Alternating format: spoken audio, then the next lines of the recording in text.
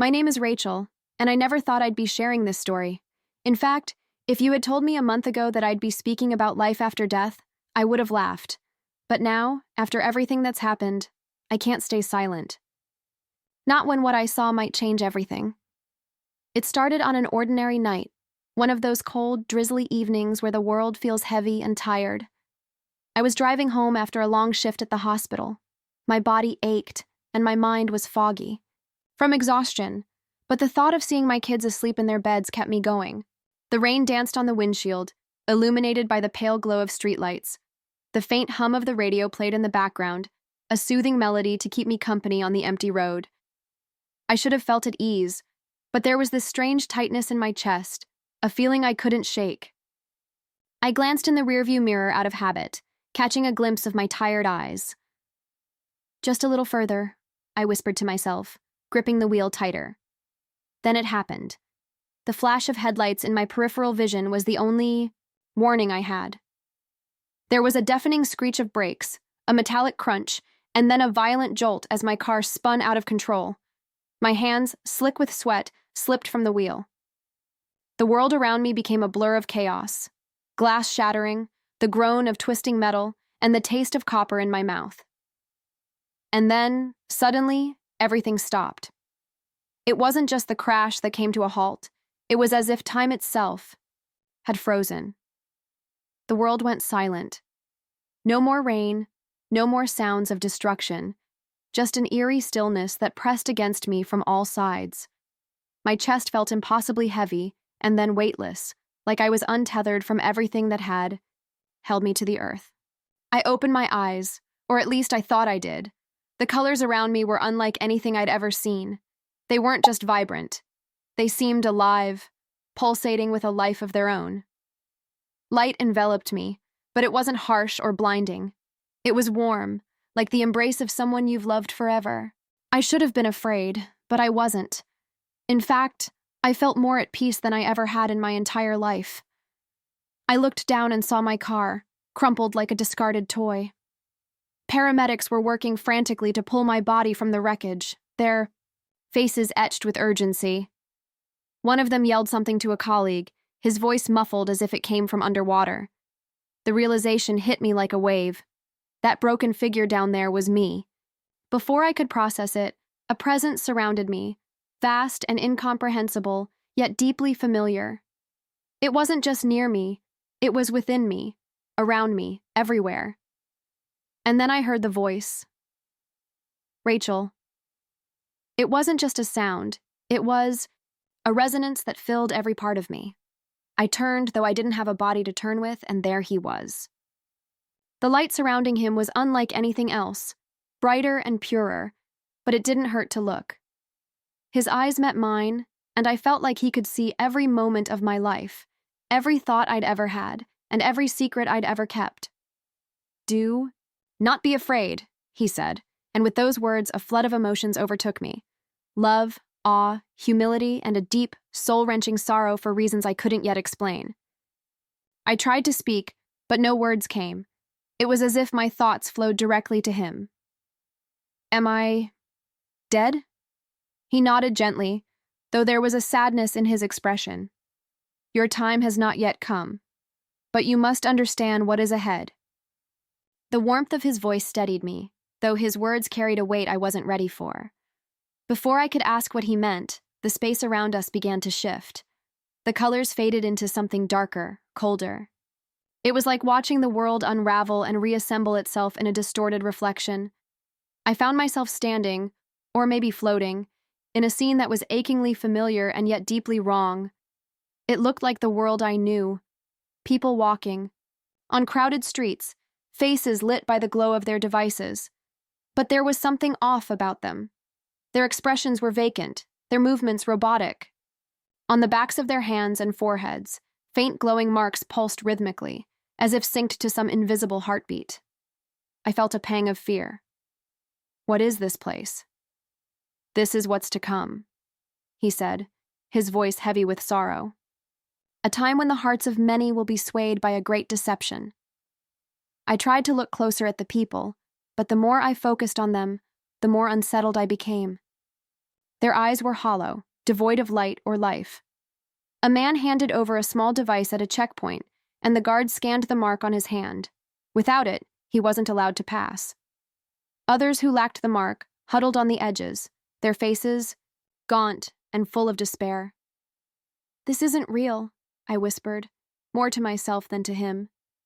"It is a warning," he replied, placing a hand, or the essence of one, on my shoulder.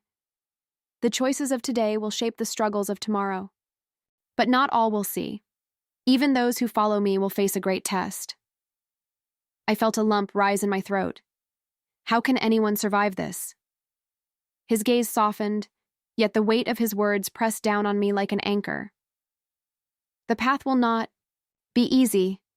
The deception will be great, and the truth will be buried beneath fear and lies. But those who stand firm, who refuse to compromise their faith, will find strength that no force on earth can break." I wanted to believe him, but the scene before me was so overwhelming. The air seemed heavier here, as if it carried the burden of countless unspoken cries. People moved with quiet desperation, their eyes darting around like hunted animals. I noticed a woman clutching a small child. Her hands trembled as she whispered to him, her eyes filled with terror. She didn't have the mark. "Why are they being punished?" I asked, my voice trembling. "They refuse to accept the mark," he said simply, but his tone carried a depth of sorrow that pierced my soul. "They chose faith over fear, but their road is marked by suffering. Still, their reward is eternal." The vision shifted again. Now I was in a dimly lit room. A small group of people huddled together, their faces illuminated by the flicker of a single candle. They were praying, intensely, fervently, as if their very lives depended on it. Their voices rose and fell in a hauntingly beautiful harmony, a defiance against the darkness pressing in on them. "These are the ones who endure," he said, his voice both proud and sorrowful.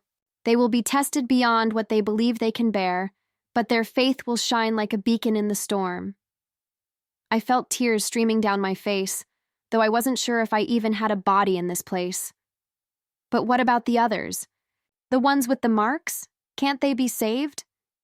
He looked at me with such love and compassion that it was almost unbearable.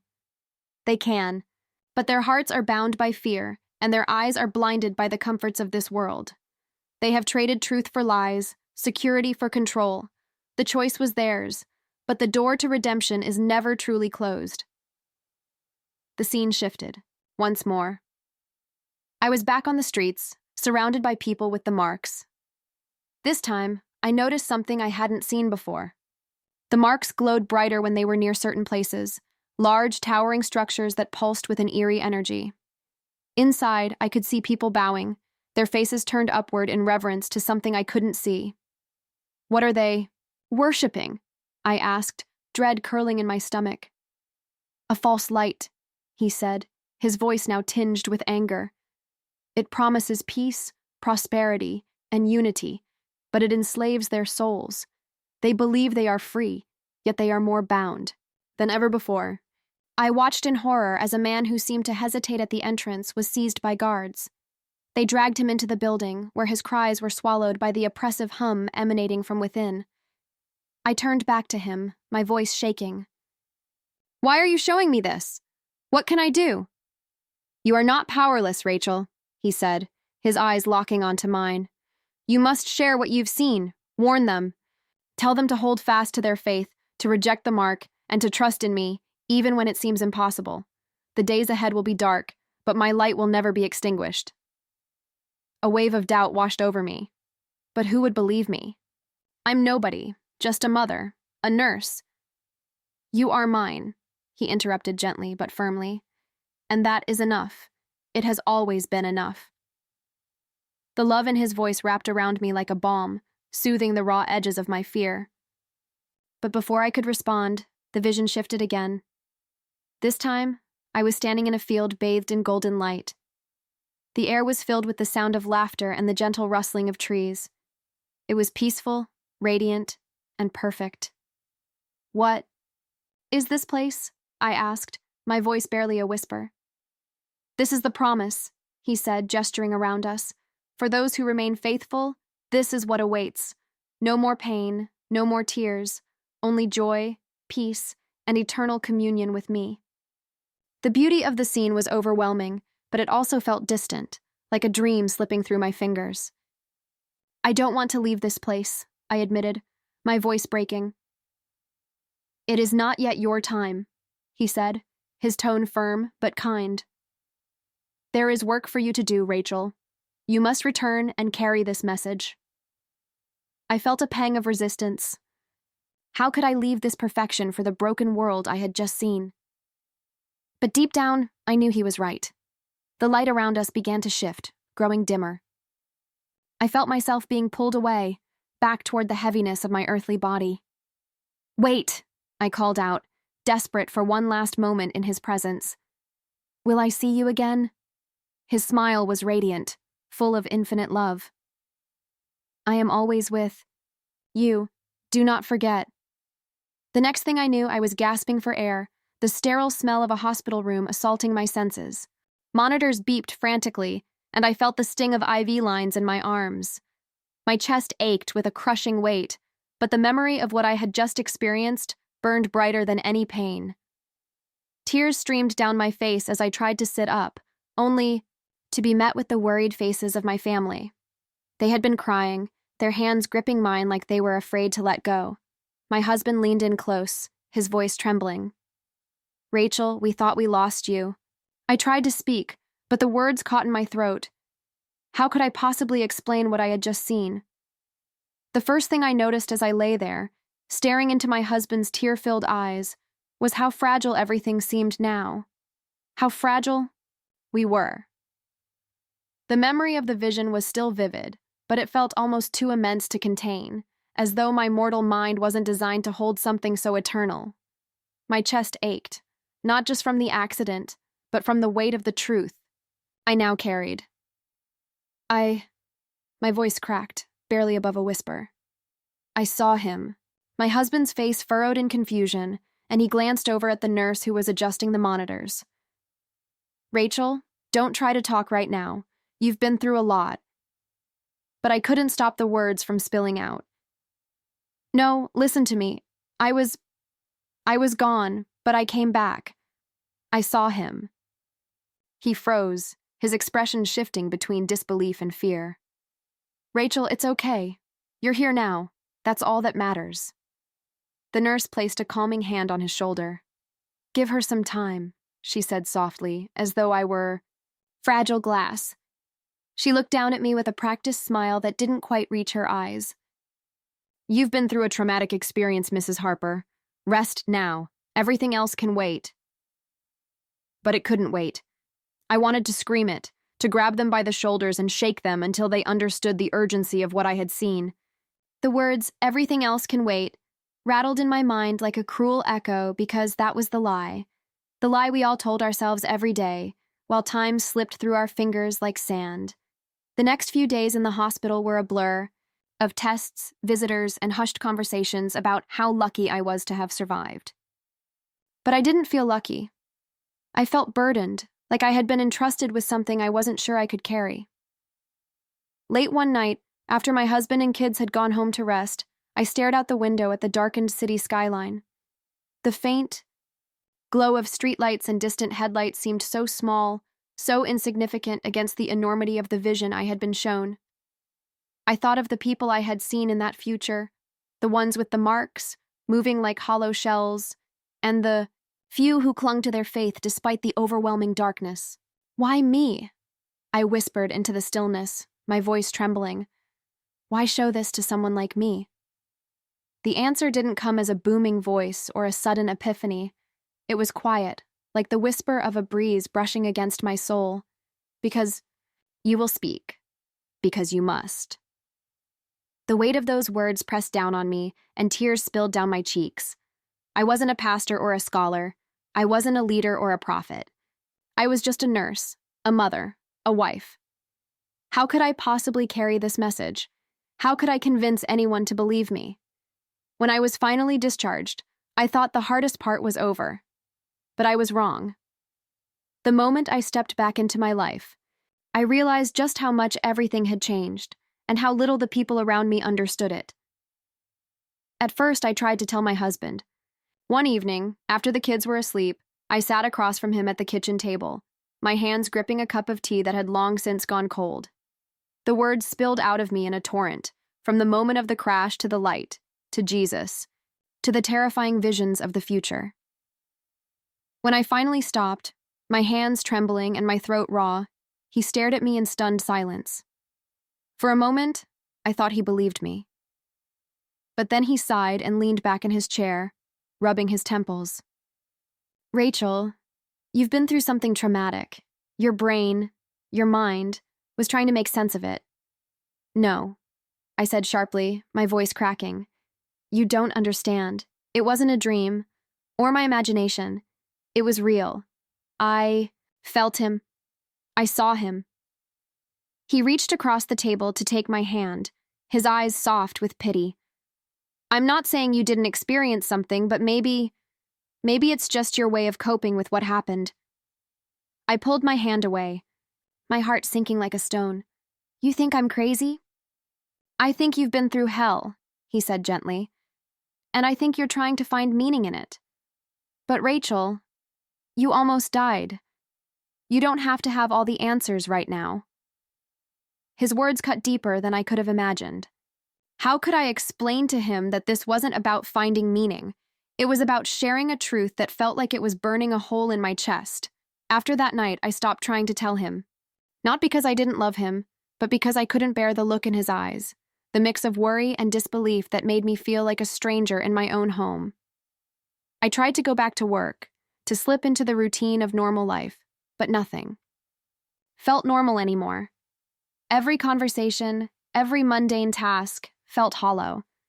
The world around me was still moving, but I felt like I was watching it from a distance, separated by an invisible chasm that no one else could see.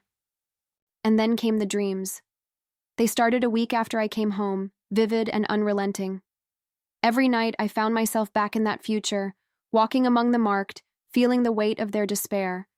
The towers pulsed with that eerie glow, and the voices of the faithful rose like a faint melody in the distance, barely audible over the oppressive hum of control.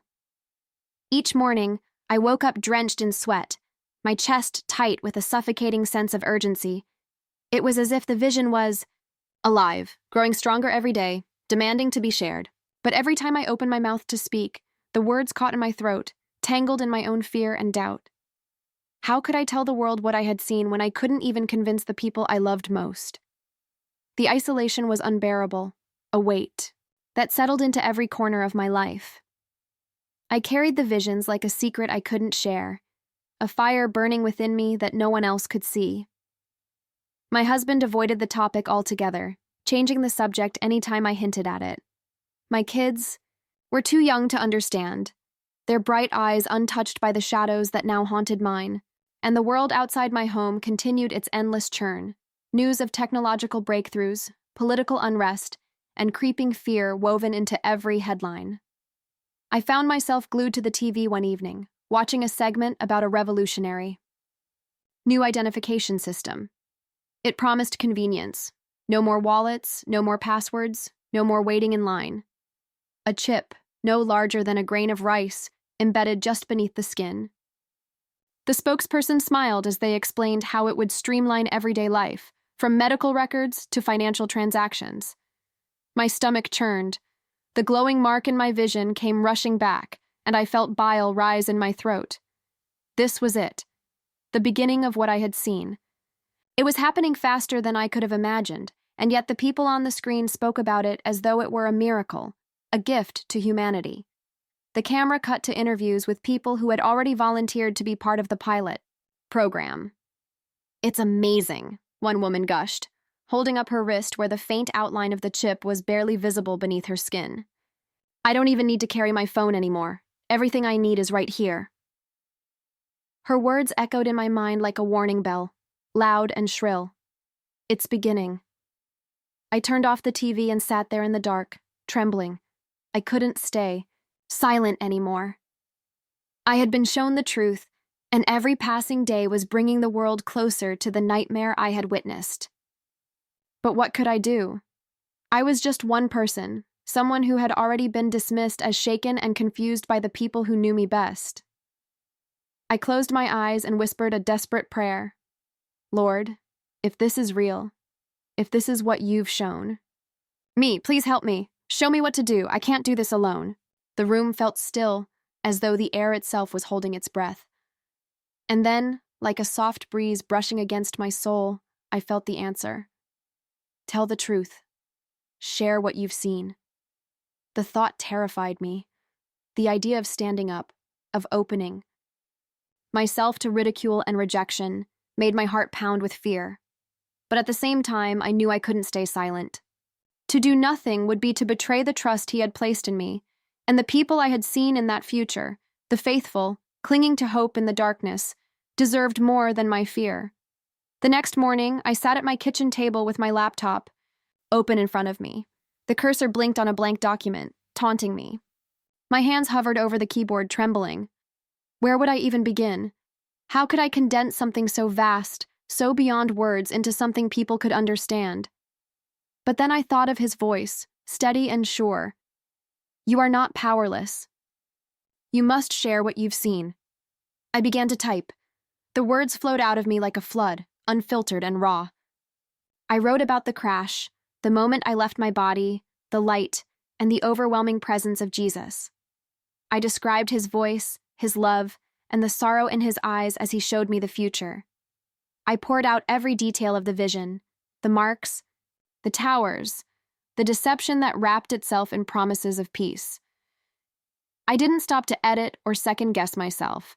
I just wrote, as though the words were not my own but a message passing through me. By the time I finished, the sun had risen, its golden light spilling across the kitchen table. I leaned back in my chair, my fingers trembling, and stared at the words on the screen. The message was clear, but it was incomplete. There was still one thing I needed to add, a plea, a call to action for anyone who would listen. I typed the final paragraph with tears streaming down my face. I don't know how much time we have, but I know this. The choice is coming. It will not be easy, and it will not be obvious. But we must stand firm. We must cling to our faith and to each other. Please, don't be deceived. Don't trade the truth for the illusion of safety. If you're reading this, it's not too late. He is waiting for you, just as he was waiting for me. My finger hovered over the post button. Once I clicked, there would be no going back. The thought of exposing myself, of inviting the judgment and disbelief of the world, was almost paralyzing. But then I remembered the faces of the people I had seen, the woman clutching her child, the faithful praying in the shadows, and the fear began to fade. I clicked post. The first comment came within minutes. It was supportive, a simple, "Thank you for sharing this," but it was enough to crack open the dam of fear inside me. More comments followed, some skeptical, others heartfelt. A few were cruel, mocking my experience or dismissing it as a delusion. But for every voice of doubt, there were others who seemed to resonate with the truth of what I had shared. The story began to spread, faster than I could have imagined. Messages flooded my inbox, some filled with gratitude, others with questions, and a few with desperate pleas for guidance. And amidst it all, I felt a quiet assurance, as though he was reminding me that I was not alone. For the first time since the accident, I felt a spark of hope. Maybe I wasn't just one voice shouting into the void. Maybe, just maybe, the message was being heard. As the days passed, the weight of the story I had shared began to shift. It wasn't lighter. I still felt its immense gravity pressing down on me, but it no longer felt like a burden I was carrying alone. People were listening, they were responding. Messages poured in from all over the world, stories of their own near-death experiences, visions, or an inexplicable feeling that something was wrong with the path the world was heading down. But for every person who believed, there were just as many, if not more, who mocked, accused, or threatened. You're delusional. Attention seeker. Religious fanatic.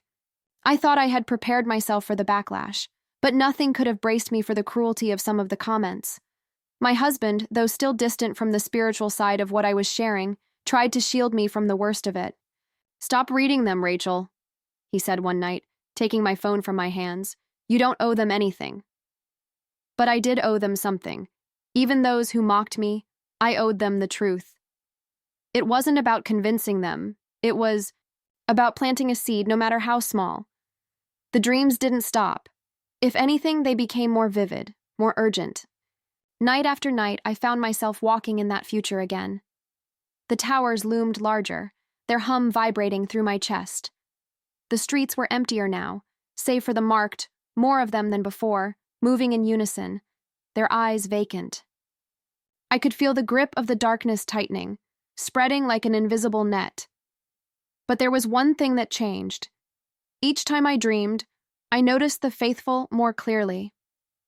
At first, they had been distant, their prayers faint whispers. But now they were closer.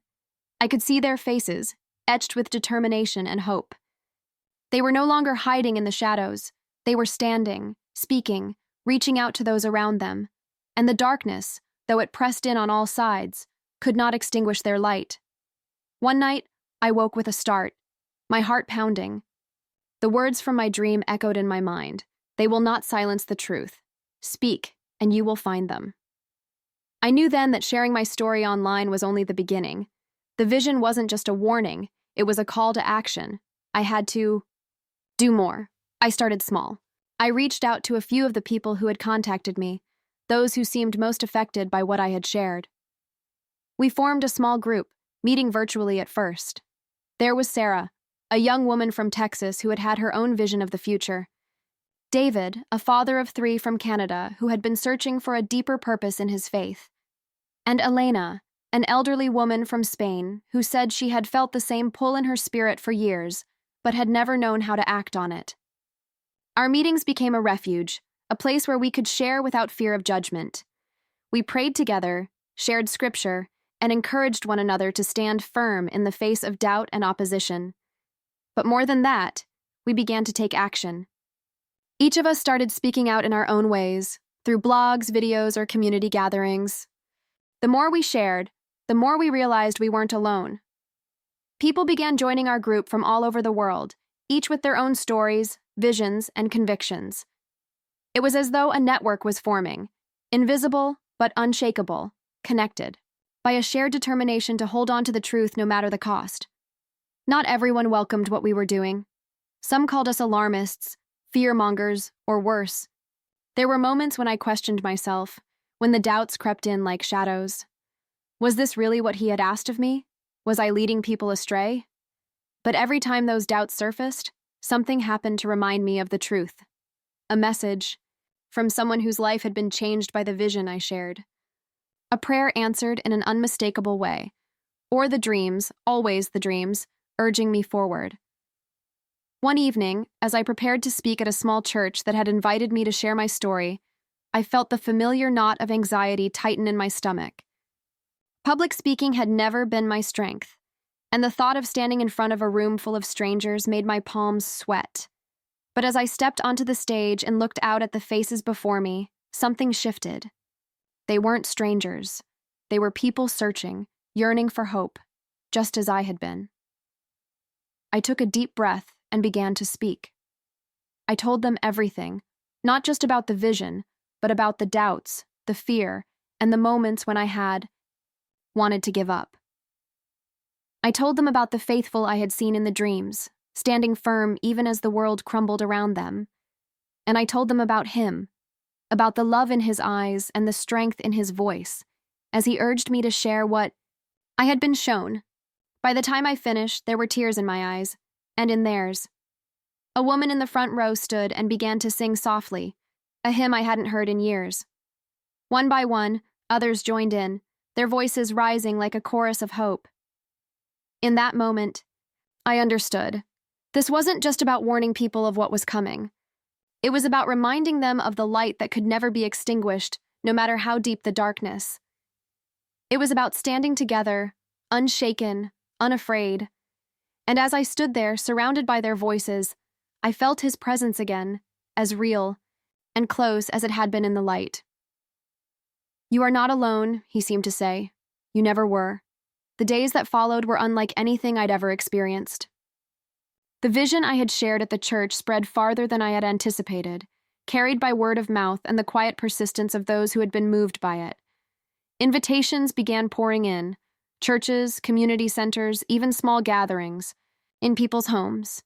Each time I wrestled with the same fear, the same doubt that I wasn't enough for this task.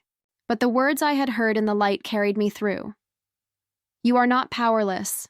You must share what you've seen." As the gatherings grew, so did the resistance. It started with skeptical murmurs and disapproving glances, but soon escalated to outright hostility. Online forums lit up with debates about my story, and I became the target of countless accusations: a liar, a fraud, a lunatic. My family wasn't spared either. My husband received a call from a colleague warning him that my antics could jeopardize his career. My oldest child came home from school one day in tears because a classmate's parents had called me a dangerous fanatic. I couldn't shield them from it, and the guilt weighed on me. One night, as I sat on the edge of my bed, tears streaming down my face, my husband placed a hand on my shoulder. "Rachel," he said softly, "I don't understand everything you've been through, but I see the way it's changing people. I see the way it's changing you, and I know it's real." His words were like a balm to my soul, a confirmation that even in the midst of the storm, I wasn't standing alone. But the storm was growing stronger. Reports of the new identification system were everywhere now, no longer confined to pilot programs but rolling out in major cities around the world. Each news segment painted it as the next great leap forward, a solution to countless problems.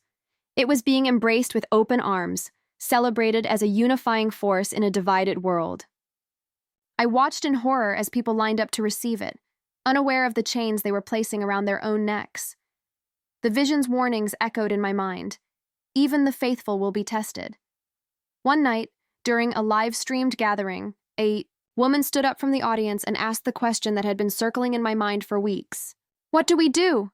she said, her voice trembling. "How do we fight this? How do we survive?" The room fell silent. All eyes turned to me, and for a moment I felt the crushing weight of their expectations. I closed my eyes and whispered a silent prayer. "Lord, guide me." When I opened my eyes, I felt a calm I hadn't known in weeks. "We fight by standing firm in the truth," I said, my voice steady. "We fight by refusing to let fear or deception control us, and we survive by staying rooted in Him. The path ahead won't be easy, it will demand sacrifice, but we're not alone. He will provide for us, just as He promised." A man in the IUI back raised his hand. "But what does that look like? Practically, I mean. How do we prepare?" The answer came to me with startling clarity. We prepare by building each other up, by forming communities that can stand together, by learning to rely on one another instead of the systems that will try to control us, and most of all, by keeping our eyes on Him. There will come a time when we'll need to let go of the comforts we've known, to walk away from the conveniences the world offers, but He will sustain us. As the gathering ended, I saw something in the people's faces that hadn't been there before, a spark of determination. They weren't just listening, they were ready to act. In the weeks that followed, those sparks began to grow. People started forming their own groups, sharing resources, learning skills they had never thought they'd need: how to grow food, how to barter, how to support one another without relying on the systems that were increasingly tied to the new identification system. It wasn't just survival they were preparing for, it was resistance, a quiet but powerful refusal to be swallowed by the darkness. But with every step forward, the opposition grew fiercer. I started receiving threats, not just online, but in the real world. Letters left in my mailbox. Strange cars parked outside my house late at night. The authorities began cracking down on disinformation, and I knew it was only a matter of time before they came for me. One night, as I knelt in prayer, I felt an overwhelming sense of urgency. It wasn't fear. It was a certainty that my time in the open was coming to an end. I didn't know what was waiting for me, but I knew I had to be ready. The next day, I gathered my family and told them what I felt. "We need to leave," I said, my voice trembling but resolute. "I don't know where, but we need to go somewhere safe, somewhere we can continue this work without being silenced." It wasn't an easy conversation. My husband, though supportive, struggled with the idea of uprooting our lives.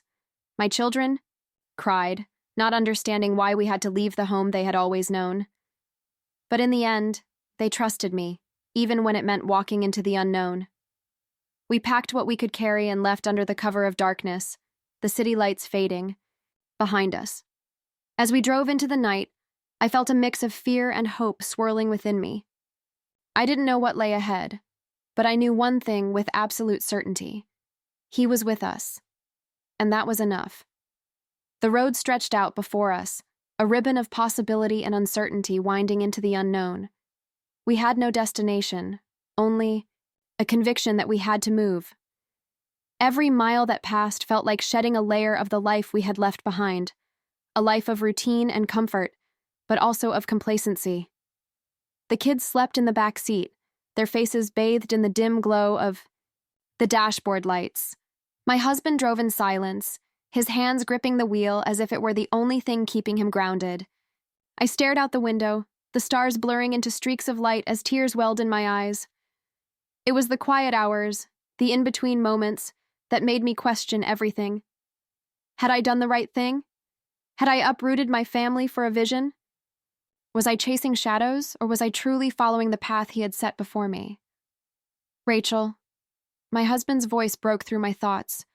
"We're almost out of gas. We need to stop soon." I nodded, scanning the horizon for any sign of a town or gas station. As if in answer to my prayer, a dimly lit sign appeared in the distance, pointing us toward a small, weathered gas station. The kind that looked as though it hadn't seen a renovation in decades. We pulled in, the gravel crunching beneath the tires. My husband got out to pump the gas while I stayed behind, watching the kids sleep. The air outside was still, almost unnervingly so, and the only sound was the faint hum of the fluorescent lights above. As I stepped out of the car to stretch my legs, I felt it, a presence, subtle but undeniable, like the shift in the air before a storm. My skin prickled, and my heart quickened. I glanced around, searching for the source of the feeling. That's when I saw him.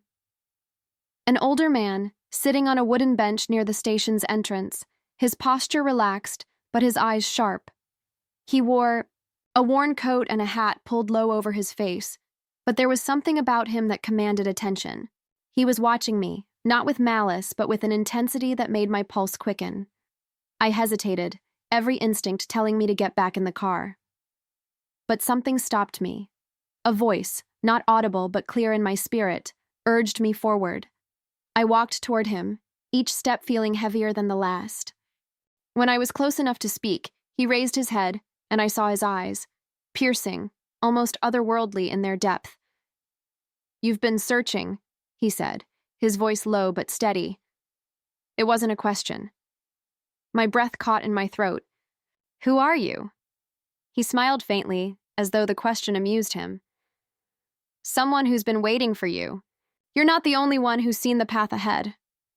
I stared at him, trying to make sense of his words. "What do you mean?" He gestured to the bench beside him. "Sit, and I'll tell you." I glanced back at the car, where my husband was still focused on the gas pump. Taking a deep breath, I sat down, the wooden slats creaking beneath me. "The world is changing," the man said, his gaze fixed on the horizon. "You know it. You've seen it. But you're not alone. There are others like you, scattered across the world, each given a piece of the truth." "What truth?" I asked, my voice trembling. He turned to look at me, his eyes boring into mine. "That what's coming cannot be faced alone. The darkness that seeks to consume this world thrives on division and fear. But those who stand together, who hold fast to the light, will endure. The faithful will endure." Tears sprang to my eyes, unbidden. "I don't know if I'm strong enough," I admitted. "I've already given up so much. My family, my home. Everything feels so fragile." His expression softened, and he placed a hand on my shoulder. Strength isn't the absence of fear, child. It's moving forward despite it. And you've already shown more strength than you realize. You've been called to this. And he doesn't call the equipped. He equips the called. I swallowed hard, his words resonating deep within me. But what do I do now? Where do I go? He reached into his coat and pulled out a small, worn notebook. Handing it to me, he said, "This will guide you. It's not just for you. It's for all who are searching. Share it with those who will listen." I opened the notebook. Its pages filled with handwritten notes, scriptures, and what appeared to be instructions for survival, both physical and spiritual. My hands trembled as I held it, the weight of its importance sinking in. When I looked up to thank him, he was gone. The bench beside me was empty, as though he had vanished into thin air. I sat there for a moment, my mind racing. Was he an angel? A messenger? Or just a man who had been placed in my path at the right moment? "Rachel?" My husband's voice startled me. He stood by the car, his brow furrowed with concern. "Everything okay?" I nodded, clutching the notebook to my chest as I rose from the bench. "Yeah," I said softly, though the word felt inadequate. "Let's go." As we drove away, the notebook sat heavy in my lap. I didn't know where the road would lead us, but for the first time in weeks, I felt a sense of clarity. We weren't running anymore. We were moving toward something bigger than ourselves, something that demanded everything we had to give. And I was ready. Days turned into weeks, and we continued our journey, our destination uncertain, but our resolve solidifying with every passing mile. The world around us seemed to be on the brink of something monumental. Everywhere we went, the buzz of the identification system grew louder, its grip tightening on society. It wasn't just a new form of technology, it was a new way of life. People no longer had to think for themselves, they just had to follow the system. Everything was being streamlined, made easier, and in the process, everything was being controlled. I watched in horror as more and more people willingly accepted the mark. They didn't understand what it meant. They didn't see the chains being wrapped around their wrists and their minds. They thought it was just a convenience, a means to an end. But I knew better. The vision I had seen was too clear. This was the beginning of something far more sinister. We found refuge in small towns, places off the beaten path where we could blend in for a while. My family grew stronger as we learned to adapt to this new reality. The notebook I had been given became our guide, its pages worn from constant use. We learned to grow our own food, how to purify water, how to hide in plain sight. But the one thing that weighed most heavily on my heart was the message I had been given. I couldn't keep it to myself forever. The truth had to be shared. But how could I share it without endangering those I loved? I knew the moment I spoke about the coming trials, the danger would find us, and I wasn't sure I was ready for that. It was late one night, after another long day of traveling, when the decision came. We were staying in a small farmhouse, far from the reach of the ever-watchful eye of the system. My husband and I sat in the dim light of an oil lamp, the quiet sound of the children's breathing in the next room. It felt as if the world had paused, just for a moment, waiting for me to make the next move. "I can't keep running, Rachel," my husband said, breaking the silence. "I know what we're doing. I understand why we're doing it. But when will it be enough? How long can we hide like this?" I didn't have an answer. He was right. How long could we keep running? Keep hiding? We weren't going to be able to outrun the truth forever. "The time is coming," I said, my voice barely above a whisper. "We have to stand, even if it costs us everything. This isn't just about us anymore. It's about everyone." He nodded slowly, the weight of my words settling between us. "I know, but you're not alone in this. I'll stand with you." I reached out to him, my hand trembling. "I'm so scared," I admitted, the tears I had been holding back finally falling. "I don't know if I'm strong enough." His fingers wrapped around mine, steady and sure. "You are. You've already shown it. Every day, in every choice you've made, We'll stand together, and we'll face whatever comes. The next morning, I woke early. I felt a deep sense of urgency, a pull to act. We couldn't stay in hiding forever. We needed to share the truth, to build a community that could stand against the coming darkness.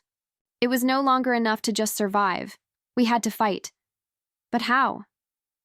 I sat at the small wooden table, the notebook open before me, and a realization struck. The message was there. The guidance I needed to step forward had already been written. It was right in front of me. It was time to begin gathering others. I stood, filled with a renewed sense of purpose. I walked to the door and looked out at the horizon, the sun rising over the trees. The road ahead would be dangerous, but there was no turning back. Later that day, we gathered the few people we trusted, the ones we knew were already feeling the same pull, the same urgency. One by one, they came, quietly at first, hesitant, unsure of what they were joining. But with each person who arrived, I felt a deep conviction that we were doing the right thing.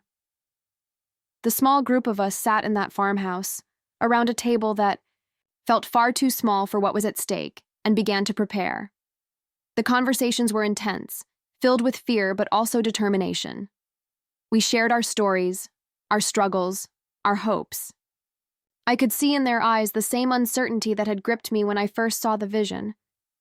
But I also saw something else. Hope. Not the kind of hope that depended on the system, but the kind that relied on faith. The kind that said, no, matter what came, we would stand firm. For hours, we talked and planned. We knew the risks. We weren't naive. The authorities were already tracking down those who resisted, those who tried to warn others. But we had something they didn't. We had each other, and we had truth. We weren't going to let fear silence us anymore. As the day turned to night, I stood before the group and shared the final piece of the message I had been given. You are not alone. He will sustain you. But you must stand together, for you will face trials that will shake even the strongest among you. But in those moments of fear, you must remember, do not let the mark of the world define you. You are not marked by the world's ways. You are marked by His grace. When I finished, a heavy silence hung in the air. Each person absorbed the weight of those words. I could see their resolve hardening, like steel being forged in fire. They weren't just ready to survive. They were ready to fight. I knew we had taken the first step, but the hardest road still lay ahead. The journey would test us in ways we couldn't even begin to understand.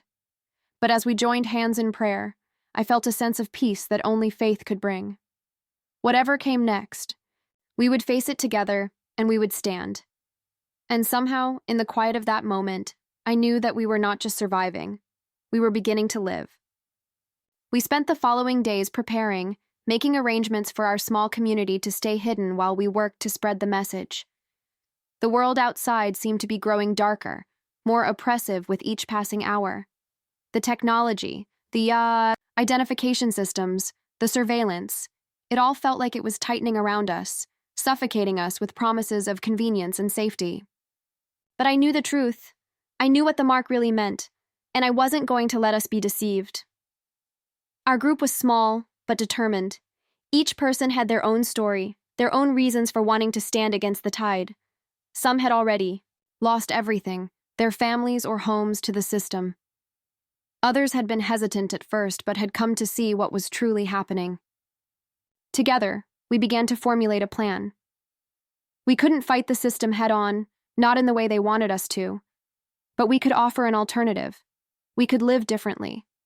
We could be a shining light in the midst of the darkness. Every day, I felt the weight of the responsibility on my shoulders. This was bigger than just us. It was about the future. It was about the generations to come. And the more I thought about it, the more I realized that the only way to truly fight was to lead by example. We would live out the truth we had been given, and we would show others that there was another way. We made plans to move to a more remote location, somewhere even more secluded, so we could continue to grow our community without drawing too much attention. We knew it would be dangerous, but it was the only option we had. Every step we took felt like we were walking on a razor's edge, One wrong move and everything could come crashing down. But we couldn't go back. There was no turning back. The hardest part, however, was the growing tension within me. My faith had carried me this far, but the doubts were starting to creep in. Was I really doing the right thing? Was I leading my family into danger for nothing? I had to be honest with myself. I wasn't sure anymore. The further we pushed against the system, the more it felt like we were tempting fate. It was as if we were walking through a storm, hoping that the wind wouldn't blow us off course. That night, after everyone had gone to bed, I sat alone in the dim light of our small cabin, the notebook in my hands. I had to be sure. I needed confirmation. The path we were on wasn't an easy one, and I couldn't carry the weight of it alone. I closed my eyes and whispered a prayer. Lord, I know what I've seen. I know what you've shown me, but I need your guidance now more than ever. Please, show me that we're doing the right thing. Show me that we're not just fighting in vain. The room fell silent.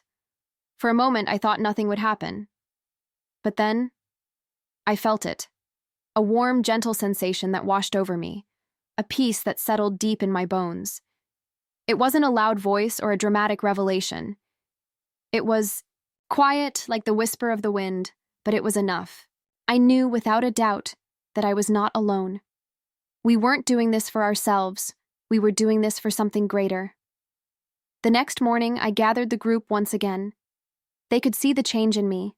The weight had lifted. We weren't just surviving anymore. We were living with purpose.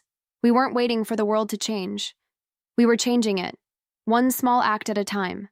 We spent the next few weeks building, preparing, and learning. Our community grew, but so did the threats. The authorities were becoming more aware of the resistance movements, and the pressure to conform was intensifying. People were being forced into compliance, and those who refused were disappearing. But we held firm. We kept going, even when the fear threatened to paralyze us. It was in those moments of doubt, when the road ahead seemed so uncertain, that I found the greatest strength. It wasn't in the actions of others, but in the quiet moments of reflection. In those times, I remembered the words that had been given to me. You are not alone. You will endure, but you must stand together. And so we did. We fought not with weapons, not with force, but with the strength of our resolve. We fought by living out our faith, by being the change we wanted to see in the world. Every small act of kindness, every quiet moment of defiance, became a battle won. The world may have been changing, but we were changing with it. And we would not be marked by the ways of the world. We would stand no matter what. Together, we would face whatever came next. And when the darkness came, we would be ready. We would shine as a light in the storm, and we would endure. For we were marked by something far greater than the world could ever offer. The days began to blur together as we adapted to our new life. The more we leaned into our faith, the more the world around us seemed to shift. It wasn't just the government or the systems of control that were growing stronger. It was the undercurrent of fear, of people starting to realize that they no longer had the freedom they once took for granted. The eyes of the world were on us, and the weight of the truth was bearing down on us harder with each passing day. We had no idea just how much time we had left. Rumors began to spread, whispers in the dark corners of our small town, that the authorities were closing in on the resistance. They were tightening their grip, making it harder for people like us to remain unseen. The mark, which had once seemed like a distant future, was now an inescapable reality. People were being forced to take it, and those who refused, those who resisted, were vanishing without a trace. But we had made a choice. We had decided that we would not be a part of that system, no matter the cost. And with that choice came the terrifying knowledge that we could lose everything. The night the storm came, we were sitting around the fire, talking quietly. There was an air of unease, like the quiet before a thunderstorm. Everyone had their place in our little community. Each person had their task, their role. Some gathered food, others maintained the shelter, and a few like me worked on spreading the message. We weren't just trying to survive anymore. We were trying to help others see what was coming. I was sitting with a small group in the kitchen when it happened. A knock on the door. It wasn't the usual knock. It was too forceful, too urgent. I froze, the cold knot of fear tightening in my stomach. We had been careful, too careful, I thought. No one should have known we were here. I glanced at my husband, who was already standing, moving toward the door with that same guarded expression I had seen so many times before. He was always calm, always steady, but tonight, even he was uncertain. "Who is it?" I asked, my voice barely more than a whisper. "I don't know," he replied, his eyes narrowing. He motioned for the others to stay silent, to remain hidden. The knocking came again, louder this time. It was the sound of someone who wasn't going to take no for an answer. My heart pounded in my chest. I stood and moved toward the back door, my hand trembling as I placed it on the handle.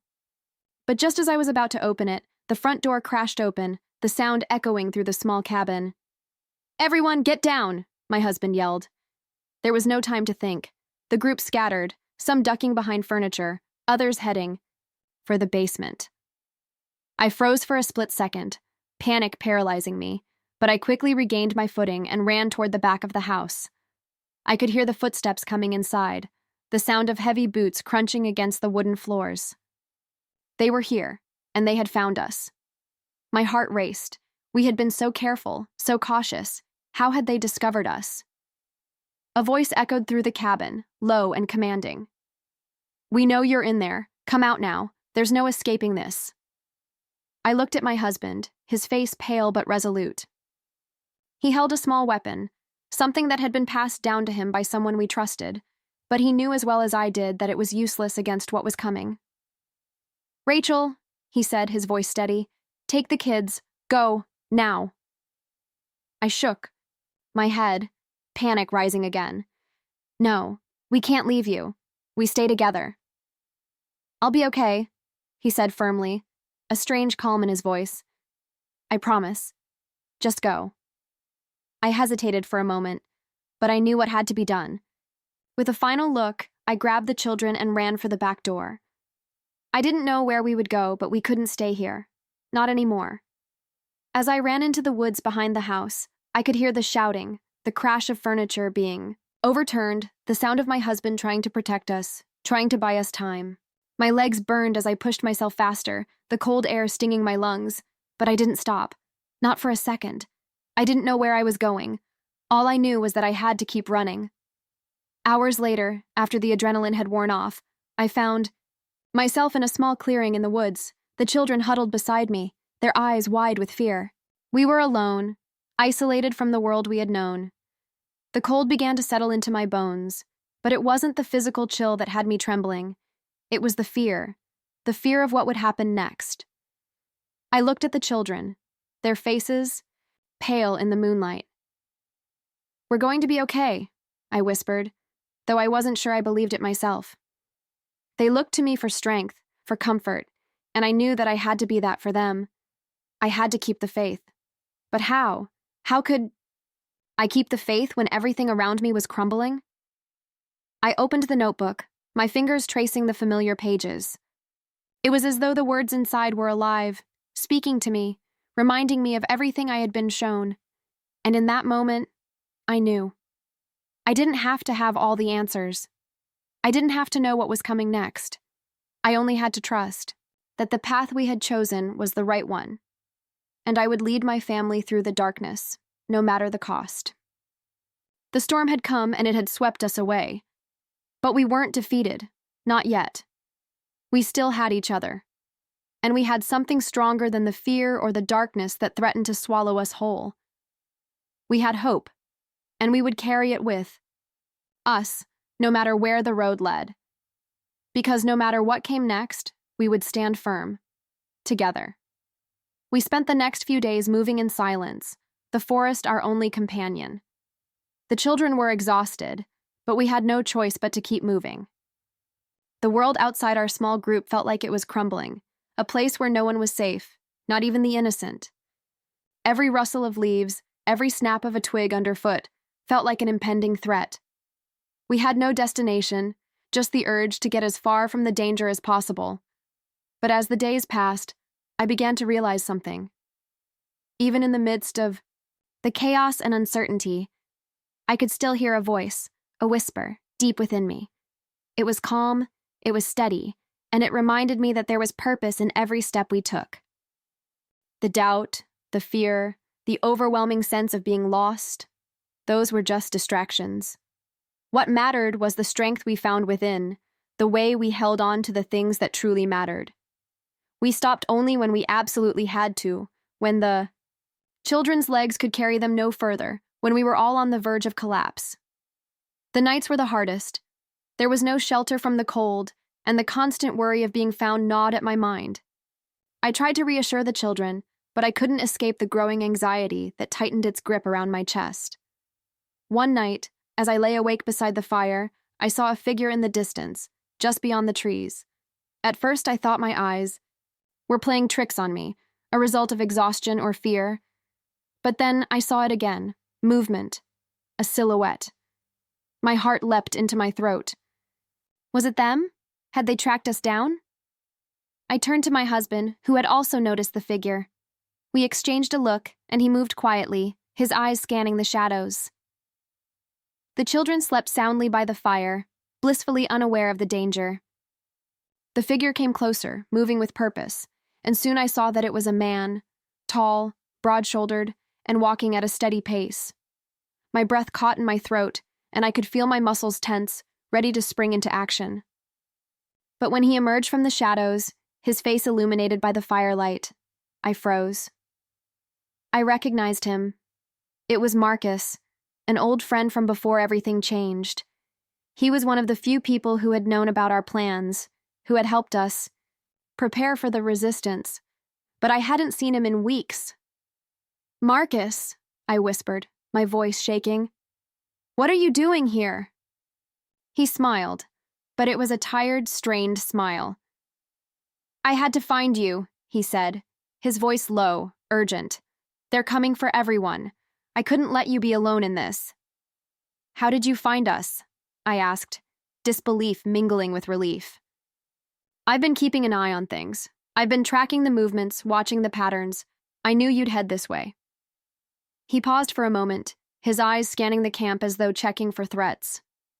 "It's not safe here. We need to move, now." I looked at my husband, who had risen silently, his hand resting on the weapon he always carried. We didn't speak, but I could see the unspoken understanding between us. We couldn't afford to stay. "Let's go," my husband said, his voice firm. We gathered what little we had, packing quickly. I looked at the children one last time, their faces still innocent, still untouched by the horrors of the world outside. They didn't know the full extent of the danger we were in, and I didn't want them to. Marcus led the way, moving swiftly and silently through the woods. The night felt oppressive, the air thick with tension. Every step seemed to echo through the trees, every breath a warning. We were not alone, and I could feel it deep in my bones. As we walked, I couldn't help but reflect on how far we had come. I had witnessed the collapse of everything I thought I understood, but I had also witnessed the strength of the human spirit, the way people came together in the face of adversity, the way we found purpose even in the darkest moments. And now, as we walked through the forest, I realized that we were not just running from something. We were running towards something greater. Our journey had only just begun. Hours passed, and the landscape began to change. The woods gave way to open fields, and the sky above began to lighten with the first hint of dawn. We were still miles from any safe haven, but I could feel the momentum building within us, a sense of urgency that pushed us forward. We didn't know where we were going, but we knew we had to keep moving. Marcus stopped suddenly, raising a hand to signal us to halt. I tensed, my heart racing. Had they found us? He motioned for us to crouch down, hiding in the tall grass. He moved closer, his voice barely a whisper. "There's a convoy coming. They're looking for us." I held my breath, the air thick with anticipation. My mind raced with possibilities, but I pushed them away. There was no time for fear, no time for doubt. We waited, hidden in the shadows, as the convoy approached. The sound of their engines grew louder, closer. The vehicles crested the hill, their lights casting long shadows on the ground. I glanced at my husband and then at Marcus. There was no turning back now. We had to face what was coming, no matter the cost. The convoy passed by without noticing us, their attention focused on another direction. But we knew it was only a matter of time before they would be back. We couldn't keep running forever. Eventually, we would have to confront them head-on. For now, though, we were safe. At least for the moment. As the convoy faded into the distance, I allowed myself a moment of relief. But that relief was short-lived, for I knew that every decision we made now would be crucial. The world outside was shifting, and we had to keep moving, toward something better, something brighter, something that could not be marked by the chaos and destruction around us. We had no clear plan, no certainty of what would come next. But I knew one thing. We would not give up. We would not surrender. We would endure. Together. The days that followed were filled with uncertainty.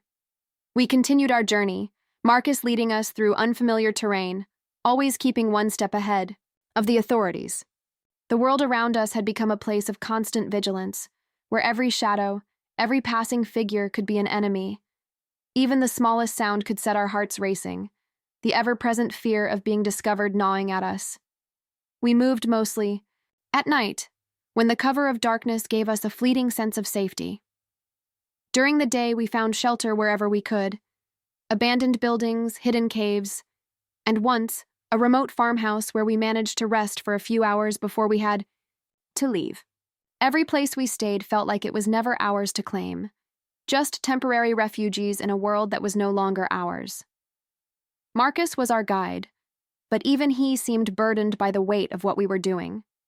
His eyes were always scanning the horizon, his steps always quickening whenever we stopped to rest, as if the fear of discovery was constantly tugging at him. He rarely spoke, except to give us instructions or to remind us to stay alert. But even in his silence, there was an understanding, a shared bond of survival that transcended words. The children had grown quieter. Their faces, once full of curiosity and joy, now seemed drawn, their eyes reflecting the fear that had taken root in all of us. They had witnessed things no child should ever have to see, and yet, they were resilient, stronger than I had ever imagined. But even their courage couldn't fully shield them from the reality we were living in. I watched them as they huddled close to each other, their small hands clutching whatever they could find for comfort. They still trusted me, still believed that I would keep them safe, but I could see the cracks beginning to form. The innocence they once carried was slipping away, piece by piece. One night, after we had settled into a quiet hollow in the woods, I found myself alone, sitting by the dying embers of our campfire. The stars above were obscured by the heavy clouds, and the air felt thick with the promise of rain. The sound of the wind rustling through the trees was the only thing that filled the silence.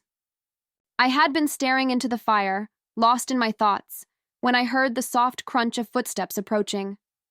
I turned and saw Marcus standing at the edge of the clearing, his face etched with concern. Without a word, he sat down next to me, his presence silent but comforting. "I'm sorry," I said after a long pause, my voice barely above a whisper. "I never thought it would come to this. I never imagined we'd be running from everything we know." Marcus was quiet for a moment, and then he spoke, his voice low and steady. "None of us imagined it, but here we are. The question isn't what we imagined, it's what we're going to do about it." I looked at him, trying to understand the weight of his words. What were we going to do? How could we change anything when everything seemed so broken? How could we stand against an entire system, a world that was so much bigger than any of us? "We keep moving forward," he continued. "We don't stop. We don't give in. We fight with what we have, even if it's nothing more than our faith." Faith. I had once believed in it wholeheartedly, but now, in the face of this endless nightmare, I wasn't sure what it meant anymore. Was faith enough to carry us through? Was it enough to protect the children? To protect all of us from the storm that was bearing down on us? I looked at Marcus, his eyes focused on the fire, his jaw set in determination. He had come a long way from the man I had once known, a man who had been filled with the same doubts and fears that now gripped me. But now he seemed certain of one thing, that we had no choice but to keep moving, no matter what. I stood up slowly, wiping the dampness from my brow. The fire had nearly gone out, the embers glowing faintly in the dark. The wind had picked up, swirling the dry leaves around us in a quiet dance. "We'll keep moving," I said, my voice stronger than I felt. "But I need to know something, Marcus. How much longer can we keep this up? How much longer can we survive out here?" He turned his gaze toward me, his eyes reflecting a weariness I hadn't noticed before. "We keep going as long as we can, until we can't. We hold on to each other, and we hold on to the hope that it's not too late, because it's never too late." I nodded, even though doubt still clung to my thoughts. How could I keep the hope alive when every day felt like a battle, when every step we took seemed to lead us deeper into danger? But I couldn't give up. Not yet. I couldn't afford to let that doubt consume me, not when I had the children to protect, not when I had the remnants of my faith to hold on to. We were a family, a small group of survivors, and together we would face whatever came next. As the night stretched on, the wind growing colder and the first drops of rain beginning to fall, I lay down beside my family. The children were already asleep, their small bodies curled up against each other for warmth. I could hear the rhythm of their breathing, steady and peaceful despite the uncertainty that hung over us. I closed my eyes, taking a deep breath, and I whispered a prayer into the quiet night. It was a simple prayer, one I had spoken countless times before, but tonight it felt different. Tonight it felt like a lifeline. "Please, keep us safe. Give us the strength to endure, to keep moving, to hold on to the light in the darkness." I didn't know what the future held. I didn't know if we would ever find a place of peace, a place where we could live without fear. But for the first time in a long while, I allowed myself to believe that somehow we would survive. Somehow we would endure. And maybe, just maybe, that was enough.